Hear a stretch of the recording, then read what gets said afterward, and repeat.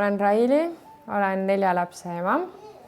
Kõige vanem poeg on mul 11-aastane, siis tuleb mul tütar, kes on 9-aastane, siis on mul tütar, kes on 4-aastane, saab varsti 5-aastaseks, siis on mul tütar, kes on mul 2-aastane.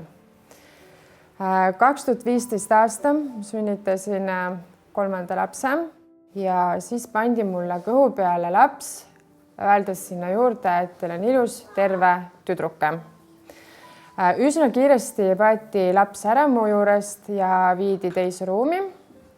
Ma ei mäletaks seda, et otse seal sünnituspalatis oleks tehtud lapsele süst, et ma järeldan seda, et kui see laps mu juurest ära viidi, siis ta sai ka vitamiinisüsti, sellepärast et tagasi tuli väga-väga nuttev laps ja jalg natukene punetas. Ja siis saime me palatisse.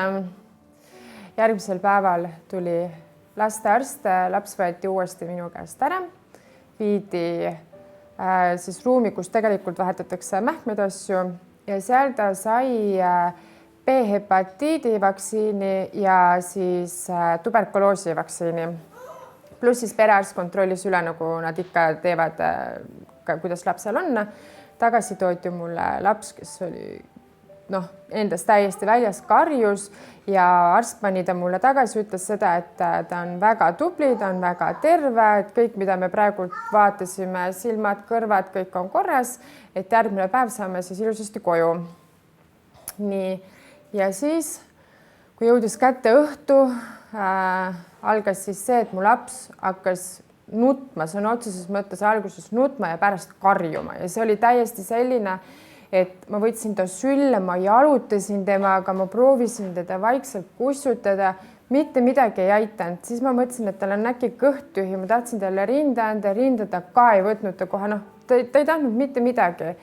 Ja lõpuks tuli mul ämma ema tappi, et ta arvas, et äkki mul ei ole piima, et siis ta läks tegi lapsele asenduspiime. Mida laps ka ei tahtnud, et ta lihtsalt röökis ja röökis. Ma küsisin, et mis tal on, et miks ta karjub niimoodi.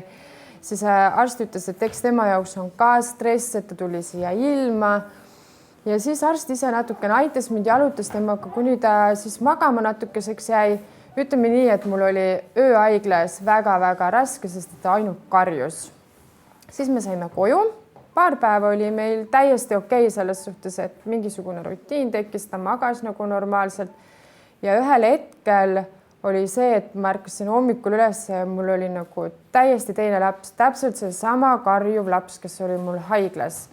Ma jalutasin temaga mööda tuba ringi, siis ma sain natukene istuda, ta magas mul rinna peal üks nii 10-15 minutit. Ja ma ei saanudki aru, mis tal nagu on, miks ta nutab. Proovisin kõike variante, mida vähegi saaks lapsega teha, et ta oleks nagu rahulikum. Ja paar päeva peale seda ma avastasin, et mul laps ei kaka enam, mis on nagu, oli nii ebanormaalne mu jaoks, sellepärast, et võttes mu 12 last, niisugust asja ei olnud nagu. Ja ta sõna otseses mõttes ta punnitas, ta oli nagu näost täiesti lilla, aga sealt ei tulnud mitte midagi. Ja ma saan nagu mingil hetkel ma hakkasin mõtlema, et probleem on see, et tal on äkki valus. Ma helistasin sünnitusosakonda, sest me ei teadnud, mida teha. Ja nad ütlesid, et jah, et see ei ole nagu päris normaalne, et tulge järgmine päev perearsti juurde, me võtame kakaproovi nagu. Aga see piin, mida laps tundis, ma mõtlesin, et ma pean midagi tegema, ma lihtsalt ei saa ja ma helistasin ühe oma tuttavale arstile, kes ütles, et tehke oma imikule klistiiri. Kuigi nad ei taha, et me seda teeksime, see tundus mu jaoks nagu nii ebaloogiline, et ta on ju nii väike ja ma pean talle tegema klistiiri. Ja nii me siis tegimegi, panime ta põrandale ja siis see, mis selle lapsega sellel hetkel toimus, see oli meeletult jube selles suhtes, et selle lapse seest tuli välja tahke, verine väljaheide. See on otseses mõttes ta röökis. Ma kartsin, et ta läheb lõhki. Ma olin valmis kiirabisse helistama, et kas see on nagu normaalne. Peale seda ta muutus natukene rahulikumaks ja me läksime järgmine päev perearstile andma siis proove, mis imeväel osutusid muidugi täiesti sellest nagu positiivseks, et need olid korras, mitte midagi halba ei olnud. Kui ma rääkisin selle loo ära, siis arst ütles, et sa pead kontrollima, mida sa sööd. Kuigi ma selleks hetkeks tegelikult enam väga midagi ei söönudki, sest et ma tean, et need võivad tekitada gaase või midagi. Ja siis tuli esimese kuu vaktsiin. Peale, kui me läksime seda vaktsiini tegema, siis arst rääkis mulle ainult nii palju, et võib tekkida palavikke. Aga üldjuhul mitte ühelgi lapsel palavikku ei teki ja mitte midagi ei juhtu. Minu lapsel tekkis õhtuks kõrge palavik, 38 ja peale. Ta röökis, ta nuttis, ta oli magamata. Ma helistasin järgmine päev perearstile, ütlesin, et mu lapsel on palavik siiamaani 2 päeva. Ta ütles, et see on täiesti normaalne, et 3. päevaks see juba tegelikult läheb üle. Ütlesin, et okei. Nii oli meie kõikide vaktsiinidega. Ma olen iga kord helistanud perearstile, et kas te olete täiesti kindel, et see on normaalne, et see peale vaktsiini mu lapsel on kõrge palavik ja tal ei ole hea olla. Ja see on täiesti okei, et paljude lastega on nii. Saatuslikuks sai minu lapsele 6. kuu vaktsiine. Me saime vaktsiini ära, see oli fiisikvaktsiine. Ja nädal või 2 peale seda mu laps oli meeletult loid, tal oli kõrge palavik. Ma helistasin arstile ja nad kutsusid meid ülevaatusele, et tulge näidake ennast, et mis teil siis nagu on. Läksin kohale ja mu lapsel oli mädane kõrvapõletik. Ütlesin, et okei, et äkki ta siis sai külma või midagi või mis iganes, nagu lapsed ikka jäävad haigeks. Ja meile pandi peale antibiootikum. Arst ütles, et võtke seda nädal aega ja nädala aja pärast tulete te tagasi ja teete uued proovid. Ja võtsime seda nädal aega, läksime tagasi ja näidud ei olnud mitte paremad, vaid näidud olid kehvemad. Ja arst uuris natukene aega ja pani meile peale järgmise antibiootikumi, mida me pidime võtma nädal aega. Nagu arst ütles, nii me tegime. Ja läksime nädala aja pärast tagasi ja meie näidud olid endiselt kehvad ja arstid hakkasid juba arutama, et võib-olla me peaksime hakkama teid haiglasse juba vaikselt sisse panema. Kuigi ma ei tahtnud, et me peaksime haiglasse minema, et äkki ikkagi on veel mingisugune lahendus, et me saaksin oma lapsega kodus olla, pandi peale meile 3. antibiootikumid. Ja 3. kuuri keskel ma nägin, et mu lapsi nagu ei võta tegelikult seda antibiootikumi enam vastu ja mitte midagi ei lähe paremaks. Ja võtsime nädal aega selle antibiootikumi ära ja me läksime tagasi. Selleks hetkeks olid mu lapse näidud väga-väga halvad ja arst ei kõhklenud ka enam ja pani meid haiglasse sisse. Haiglasse sisse pannes pandi mu lapsele kanüül ja talle lasti veenidesse glükoosi päris mitu päeva. Guugeldades, miks glükoosi mu lapse veenidesse lasti, ma ei saa tänaseni aru. Ja samal ajal, kui ta sai glükoosi, sai ta ka veel 4. antibiootikumi, nii et ta sai mul 4 nädalat 4 erinevat antibiootikumi. Ja ühel hetkel haiglas olles ma avastasin oma lapse põskede pealt niisuguse punnid, läksid põsed natukene paksuks.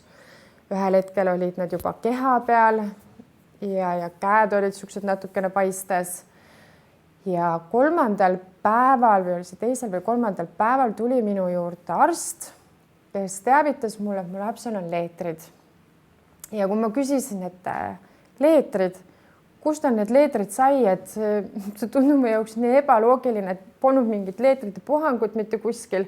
Kust ta sai selle, vastas arst mu peale, et vahel on niimoodi, et leetrid võivad kuskilt külge hakata, et ilm on ka vastav ja vahel võib nii olla.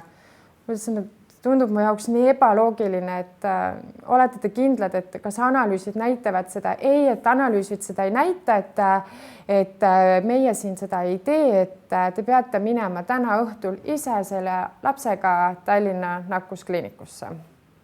Küsisin veel mitu korda, et täiesti meie ise peame selle lapsega minema.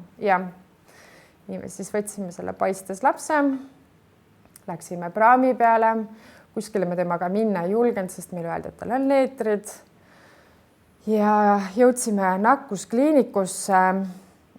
Mäletan selle arsti nägu, kui ta kutsus meid sinna enda juurde ja vaatas seda last ja ütles niimoodi, et kas teie oletegi need Hiiumaalt leetrihaiged. Ma ütlesin, et jah, meie oleme need, ja ta ütles niimoodi, et kas te saate aru, et see sinine ja paistes laps ei ole mitte leetrihaige, vaid tal on tugev veremürgitus. Ta viidi kiiremas korras palatisse. Talle pandi mingisugused puhastavad asjad sinna veeni, et tal see paistetus ja asjad nagu maha läheksid. Järgmiseks päevaks tal oli juba selles suhtes olukord parem. Ma ütlesin, et mu laps on 4 nädalat saanud antibiootikume, mille peale arst või seal Tallinna nakkuskliiniku arst reageeris väga suure hämminguga ja küsis, et kas te teete mulle praegult nalja. 4 nädalat nii väiksele lapsele antibiootikumi, et isegi täiskasvanu inimese organism ei kannata seda välja, et kuidas ta nagu üldse elab veel põhimõtteliselt 4 nädalat. See on nagu ulmeline aeg tegelikult, et nii väiksele lapsele ei tohiks anda üldse nagu nii palju antibiootikumegi. Nad seostasid sellega, sest see laps oli reaalselt paistes, oli lillakas täiesti, tal olid käed olid ikka kohe täiesti sellised nagu lillat värvi või ma ei oskagi öelda, et oli nagu täiesti üles paistetud, ta oli juba, ma ei saa öelda, et need olid punnid, vaid pigem nagu verevalumid või sellised, et arst ütles konkreetselt mulle seal seda, et organism ei võta enam seda asja vastu, tal on juba mürgitus ja siis meid viidigi kohe sinna palatisse, et seda kiiresti nagu saada siis maha. Ja siis me saime koju, meil oli paar päeva, oli meil kõik hästi, kuni tuli uus vaktsiin, kõrge palavik taaskord ja peale seda ühte vaktsiini paar päeva peale seda tekkisid tal palavikuga imelikult tõmblused, millest ma helistasin järgmine päev perearstile ja rääkisin. Ja arst ütleb seda, et need võivad olla palavikukrambid ja see on täiesti okei. Et kui ta 5-aastaseks saab, siis ta üldiselt võib nendest välja kasvada. Ja mõtlesin, et okei, kui nii on. Hiljem muidugi infolehtedest lugedes selgus, et kõik need, mis mu lapsel on olnud palavikukrambid, kõrvapõletikud, kõhukinnisused, need on kõik tegelikult vaktsiinide tüsistused, mida mulle arst on öelnud, et see nii ei ole. Mina jätkasin muidugi alati vaktsiinide tegemist sellepärast, et sellel hetkel ma ju uskusin, et kõik ongi hästi ja see ongi täiesti tavaline. Igat peale vaktsiini oli lapsel palavik ja tekkisid taaskord need tõmblused kuni siis sellel hetkel, et need tõmblused läksid üle täiesti sõna otseses mõttes krampideks ja mu laps viidi ära helikopteriga, sellepärast, et oli mul juba täiesti elutu. Ja siis mina pidin sinna kaasa sõitma siis praamiga õigemini sinna Tallinna haiglasse ja ma küsisin sealt arstidelt konkreetselt, et rääkige mulle nüüd ausalt, mis tegelikult toimub, et miks mu laps krambitab, mis mu lapsel tegelikult viga on, et rääkige mulle nagu päriselt ära, mis tegelikult toimub, mille peale ütles mulle tollel hetkel minu lapse raviarst, et teie lapsel on soodumus, et ta ongi natukene nõrga immuunsusega ja mõtlesin, et aga see ei ole ju normaalne tegelikult, et mis mõttes ta on nõrga immuunsusega, kui mul on öeldud, et mul on terve laps. Mõnel lapsel ongi nii, et organism läheb nõrgemaks, mõnel jääb see tugevamaks ja tal jäi saamata aastaselt MMR-i vaktsiin, kuna ta oli haige ja see lükati tal edasi. Ja see oligi see, et kui see edasi lükati, siis ma hakkasingi nägema neid tõmblusi, kuidas ta need silmad taeva pool on. Ja siis ma rääkisingi sellest perearstile, mille peale perearst üritas mulle selgeks teha, et see on normaalne, sellepärast, et kui laps mürab, siis tal ongi kehatemperatuur tõuseb ja aeg-ajalt tal tekivadki niisugused tõmblused. Okei, et see on normaalne, süda mul ikkagi kripeldas. Ja kui me praegult hakkame mõtlema, siis minu õde võttis minuga ühendust, ütles niimoodi, et lõpeta selle lapse süstimine. Ütlesin, et millest sa räägid mulle? Et kas sa tõesti ei saa enam tänaseks ise aru, et need on vaktsiini tagajärjed? Ütlesin, et aga mis vaktsiini tagajärjed, et arst ütlebki, et see on ju, kõik on hästi ja mul on ju nagu selles suhtes teiste lastega ju kõik on hästi läinud, ütleb, ja siis mu õde ütles mulle selle peale, et aga näed, selle lapsega sul ei ole hästi läinud, su laps on vaktsiinikahjustusega. Mingil hetkel ma olin veel ikkagi pime ja mõtlesin, et mu õde lihtsalt ajab mulle natukene mingit sogast juttu. Ja siis said arstid omavahel kokku ja nad otsustasid ikkagi, et nad teevad mu lapsele ära MMR-vaktsiini aasta ja 10 kuuselt. Kuigi ma olin neid teavitanud juba tõmblustest või nendest krambihoogudest, leidsid arstid, et mu lapse organism on piisavalt tugeva, tal on kõik hästi ja me võime ära teha talle MMR-vaktsiini. Ta sai selle ära, tal oli palavik. Need tõmblused läksid tal päev päevaga hullemaks. 1,5 kuud hiljem mängis mu laps põranda peal mänguasjadega, kuni ma nägin seda, et tal olid tõmblused niivõrd tihedad. Need kestsid tal võib-olla 2-3 minutit ja 5-6 korda järjest. Ja ühel hetkel mu laps ütles mulle, emme appi, ma ei näe enam. Siis ma sain aru, et asi on pahasti.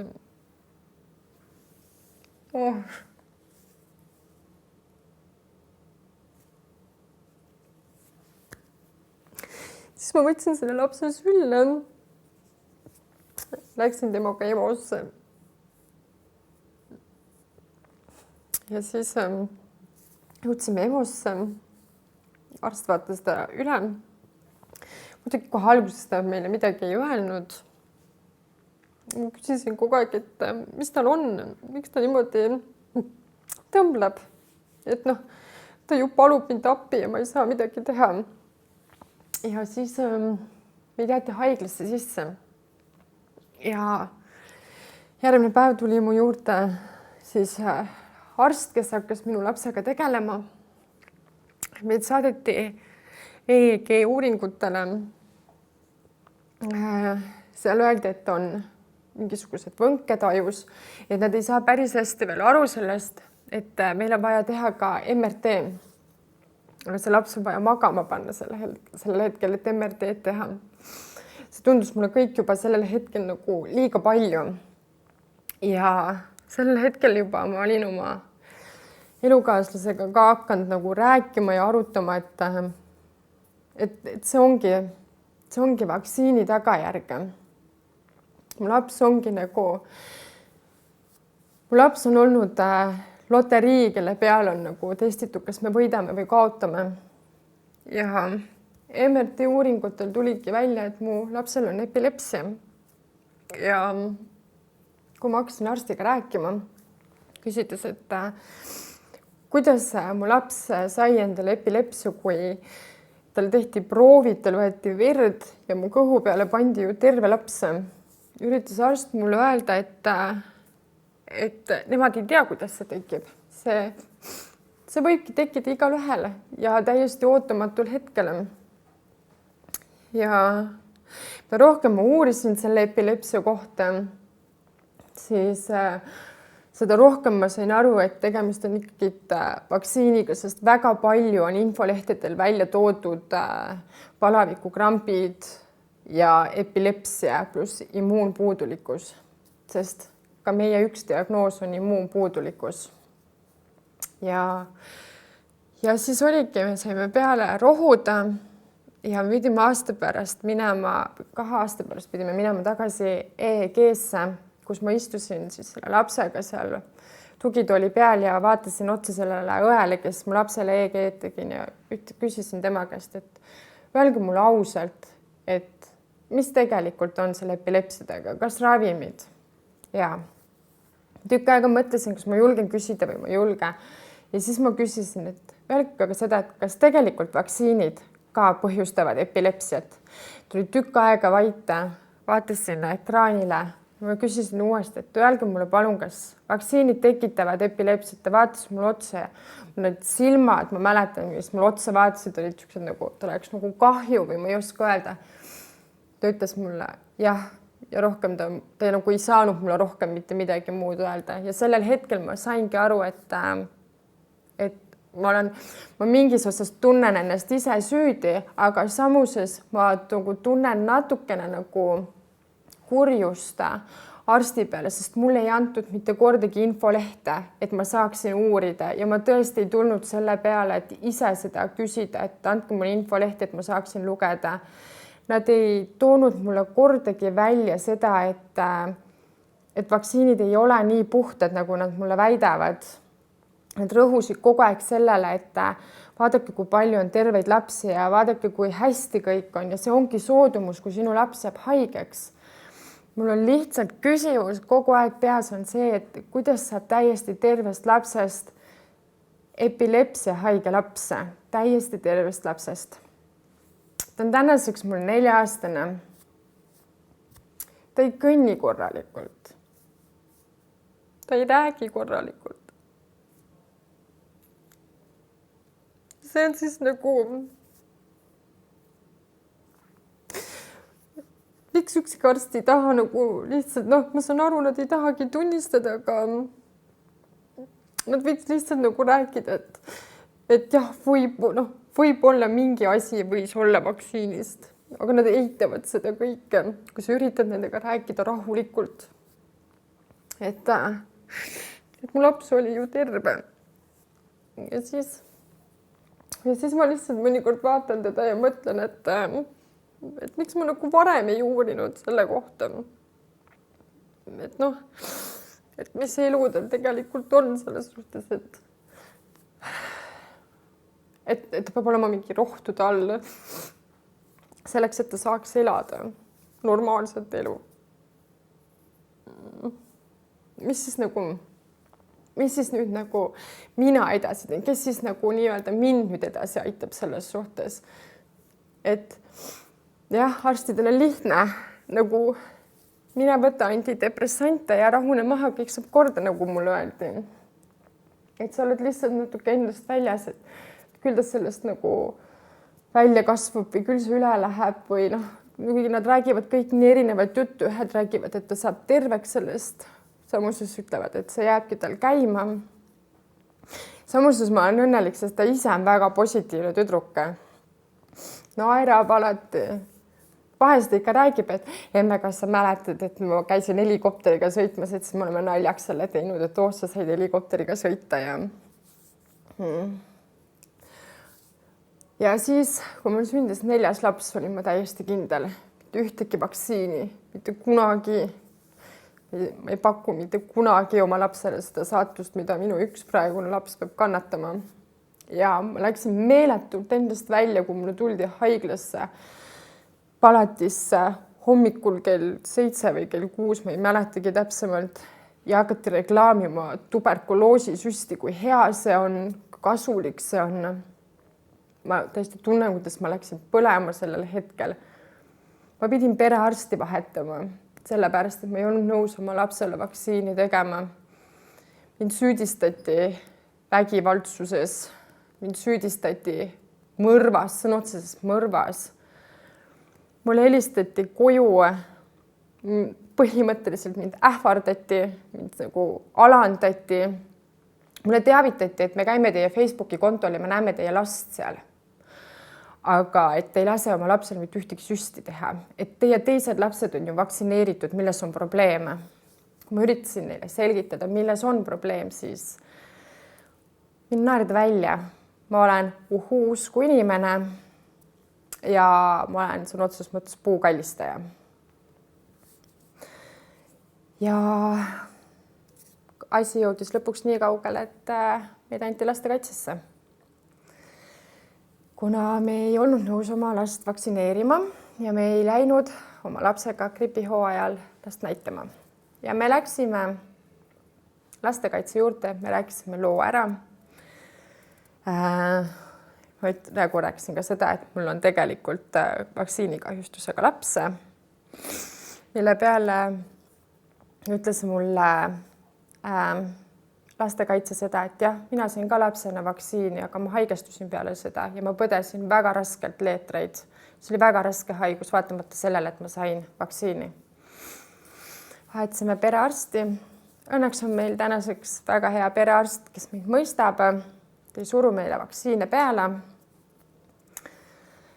Et lihtsalt tahan öelda emadele, kes kahtlevad oma otsuses või nad on kahe vahel, siis et nad uuriks meeletult palju, et nad uuriksid ja loeksid, nii nagu lõpuks hakkasin mina tegema, sellepärast et kui sa mõtled, et täna mul läheb kõik hästi, siis ühel hetkel tegelikult võib ümber pöörduda. Et nad teeks uurimustööd, et nad räägiks inimestega, et nad julgeksid küsida arstidelt infolehti, mida minule näiteks küll ei antud, aga et nad julgeksid seda arstidelt küsida. Sellepärast, et ema süda on tegelikult see, mis ikkagi nagu tunneb, kas see on õige või see on vale. Sest et oma kogemustest öeldes tunnen mina mingis osas süüd sellepärast, et mina ei kontrollinud neid, mina ei teadnud sellel hetkel, et küsida infolehte ja minul on nagu selles suhtes laps, kes nagu sai kannatada nende süstide pärast. Ega ma nagu ei oskagi muud rääkida. Ma tahan, et emad rohkem uuriksid. Mille üle ma olen veel mõtisklenud on see, et arstid helistavad koju, kus on täiesti terved lapsed, tunnevad mure, miks te ei tee vaktsiine või miks te ei tule kohale. Aga kui mina, kellel on haige laps, helistan arstile, ma ei saa neid kätte. Ma ootan kuid selleks, et ma saaksin mingisuguseid protseduure teha. Ma ei saa sealt vastuseid. See on kuidagi minu jaoks lihtsalt niivõrd huvitav või isegi müstika, et kuidas niisugune asi nagu üldse saab nagu toimuda, et minu haige laps lükatakse kõrvale, et nüüd tegeled ise, sest et tegelikult ju sulle öeldakse, et vastutuse võtad sina ise. Järelikult haige lapsega tegeled sina ise, meie tegeleme ainult nende tervete lastega. Ja mis on ka minu jaoks veel huvitav on see, et me süstime lapsi väidetavate haiguste eest, mis võivad meie lapsed ära tappa või mis iganes, mis tegelikult kestavad võib-olla ainult nädal aega ja nad saavad terveks. Aga minu epilepsia haige laps, tema ju tegelikult enam ei saa nii-öelda terveks kui näiteks see laps, kes põeb leetreid. Temal käib see lihtsalt ja põeb selle ära. Ta on tubli terve laps edasi, aga minu lapsel on see, et kui temal on kas või väike palavik, olen mina temaga jälle haiglas, sellepärast et temal tekivad krambid. Siis ta peab olema arstide järelevalve all. See on huvitav selle koha peal, et sa pead oma haige lapsega hakkama saama ise, sa ei saa arstide poolt tuge, sest selle otsuse ju võtsid sina ise vastu, nagu arstid ütlevad.